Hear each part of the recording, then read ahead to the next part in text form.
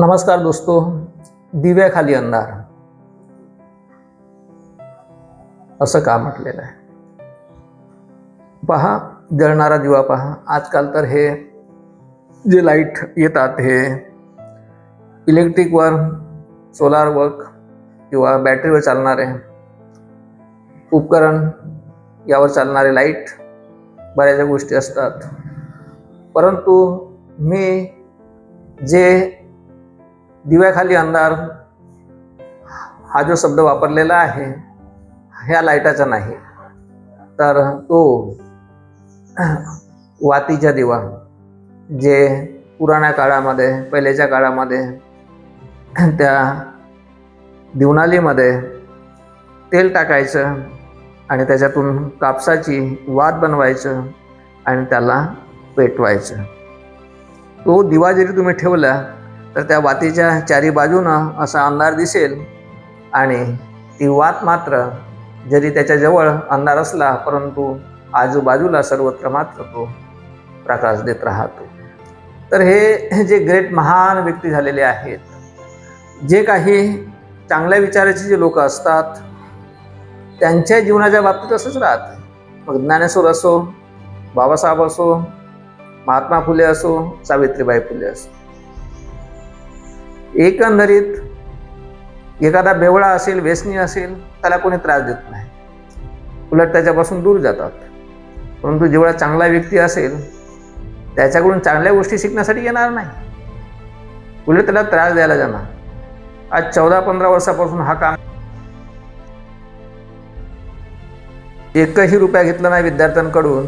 मी विचारच केला होता घेणारच नाही, परंतु फुकटाचा अर्थ लोकांना कळत नाही आणि आताही मेंटेनन्ससाठी आलेला पैसा आम्ही वापरतो, ते काही जमा करून ठेवत नाही. आणि आता लवकरात लवकर ह्या ज्या गोष्टी आहेत याला काही चांगल्या व्यक्तींचा सपोर्ट मिळत आहे. आता संस्थेच्या माध्यमातून धार्मिक संस्था, शैक्षणिक संस्था, मग वसतिगृह किंवा आश्रम, ह्या सगळ्या गोष्टींची आम्ही निर्मिती करण्याच्या मार्गावर आहोत. त्यासाठी पैशाची गरज लागणारच, कारण की कोणतेही उभारणी करतो म्हटलं तर ते काही नुसतं माझ्या बोलण्यानं होणार नाही, त्यासाठी पैसा लागणार.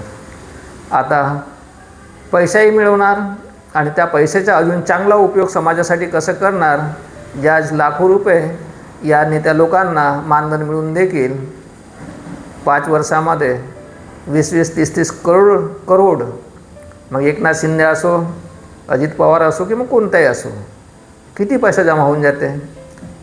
एक टॅलेंटेड व्यक्ती कलेक्टर बनून देखील तेवढा पैसा जमा करू शकत नाही. परंतु हे नेता लोक मात्र 1 नंबरचे चोट्टे असतात आणि आपण सर्वसामान्य जनता आणि लोक यांची चाल ओळखू शकत नाही. चांगल्या माणसाला तर कधी निवडून देतच नाही.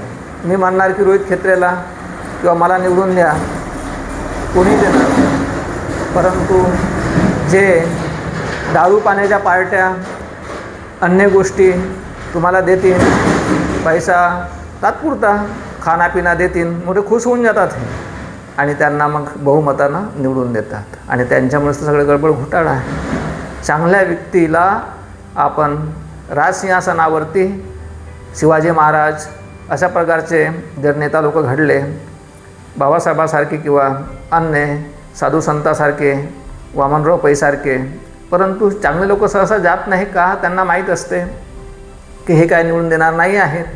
परंतु जर आपण जर त्यांना विनंती केली, पब्लिकने विनंती केली, तर बिलकुल ते उभे होणार. कशासाठी?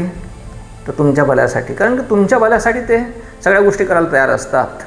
आणि म्हणून आता मात्र ह्या आधुनिक युगामध्ये जर आपण सुधारणा नाही केली तर सर्वत्र लढाया, युद्ध, मारामाऱ्या काय होईल? म्हणजे थांबवायचे असतील तर युद्ध नाही, बुद्धाचे विचार प्रज्ञाशील करून ह्या गोष्टींची गरज आहे. याकडे आपण लक्ष दिले पाहिजे आणि सहनशक्तीची खूप गरज असते. ठीक आहे, चलो.